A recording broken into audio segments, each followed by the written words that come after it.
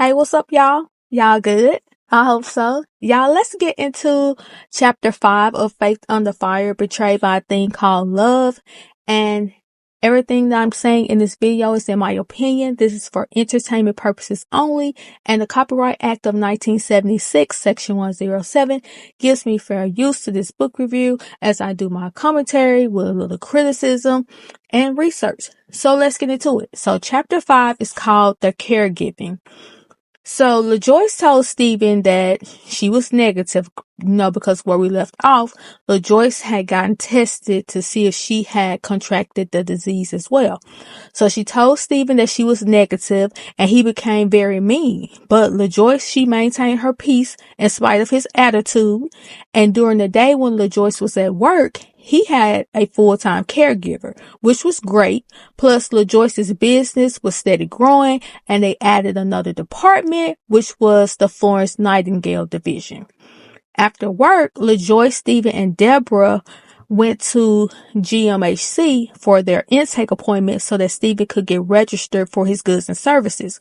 Once they made it up the stairs into the counselor's office, Stephen was exhausted. The counselor asked him how did he contract the disease. He said he didn't know.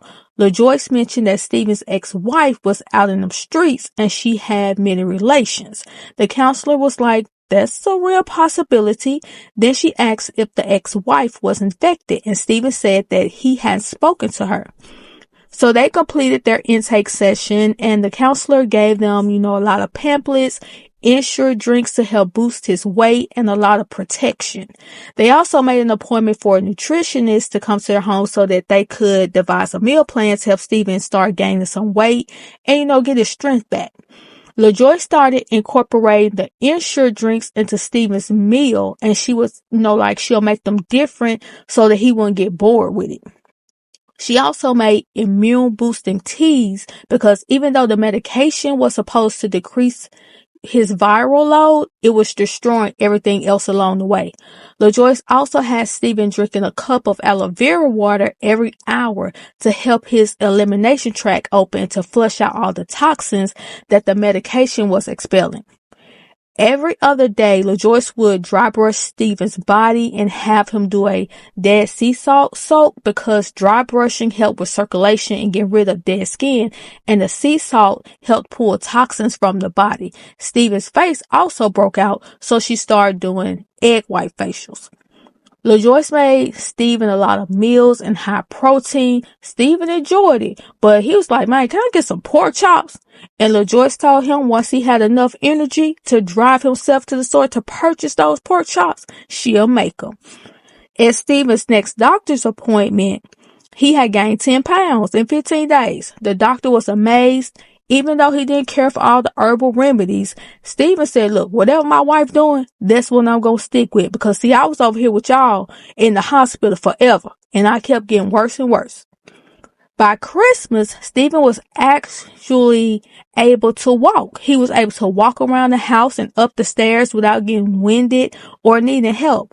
LaJoyce's her parents came to visit, and she surprised them with Broadway tickets. And not only was Stephen getting better and feeling better, his nasty attitude was making its way back because Stephen got up in LaJoyce's face because he was mad that she had purchased Broadway tickets for her parents. And he was doing so much fussing that he messed around and fell down the stairs. And LaJoyce told him, I keep telling you to quit fooling with me. I'm God's girl, for real. You'll figure it out. She then left with her parents so they could go to the Broadway show. Her dad told her she needed to get away from that fool because that boy done lost his mind. And her mom told her that she doesn't know how she does it because no matter how sick Stephen is, he has no right getting up in your face like that, LaJoyce. By February 1993, Stephen was back at work. He had gained his weight back. And since LaJoyce had devoted a majority of her time taking care of Stephen, she was burned out. So she decided to resign from BLACA. She felt like it was just too much to deal with AIDS at home and at work. And one of LaJoyce's closest friends was Elan Harris. And Lynn always wanted to be an author. So LaJoyce had promised to help him with his self-published novel called Invisible Life.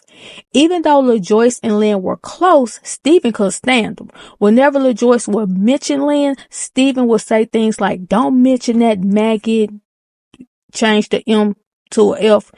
"Don't mention his name around me." Stephen didn't like for Lynn to call their home, and he would chastise LaJoyce for calling herself a Christian but having LGBTQ friends. One day, Stephen went off on Elan Harris for using their FedEx account number to send off a few books. LaJoyce told Lynn, that he could use the number, and she told Stephen that he might not like her LGBTQ friends, but Lynn was in her life before him, and they've been through more than her and Stephen will probably ever get a chance to go through in a lifetime, so he needs to get over it. A little time passed, and Stephen and LaJoyce rented a house in the Poconos as they waited for their home to be built. But a couple of weeks before they were set to move, Stephen started shopping like crazy. He bought an $1,100 suit from Saks Fifth Avenue, and LaJoyce told him, "Take it back, because that $1,100 could have went to our rent or our mortgage payment." Stephen said he won't take nothing back. He said he was going to spend all that money because he didn't want his sisters getting any of it. And that's the insurance money and the money off the house and the land that they got once the mom passed. And he had to remind LaJoyce for the 1,000th time everything that he'd been through, so he deserved to do whatever he wanted. And since she was trying to tell him how to spend his money, Stephen stopped talking to her and he slept on the couch in the office. It went on for like 2 weeks. LaJoyce asked him how long did he think he could live in the house with someone and not talk to them. Stephen told her, "I live with my sister and I ain't talked to her for 3 months. LaJoyce told him, "Well, I'm not your sister. I'm your wife. And since you're not respecting me as such, I won't be one." So she went on strike. She stopped washing his clothes, cooking, or cleaning the office. She also packed all her things to move to the Poconos. She even took the computer. Stephen started whining about his mama bought him that computer. LaJoyce went to her purse, pulled out $5,000 and put it on the computer desk. She said, "Here you go. While you were spending your money, I was saving mine." So she called her friend Ellen to come and help her move. So while they were packing, Ellen said that Stephen told her everything. And LaJoyce said, "Everything, huh? What, did he tell you he has AIDS?" Ellen gasped and said, "No, he didn't tell me that. But he did tell me that he loves you and doesn't want you to go." LaJoyce said he can tell me that himself. So later on that evening, Stephen came in the room crying hysterically and asking her not to leave him. She told him that she loves him, but not at the expense of her emotional health, and that she wasn't one of his little sisters. So, he understood what she was saying. And she told him, "Okay, well, we're not going to live in separate places, but you got to get yourself together." And they decided to go to the Poconos together. They moved into their newly built home on LaJoyce's birthday weekend in September 1994.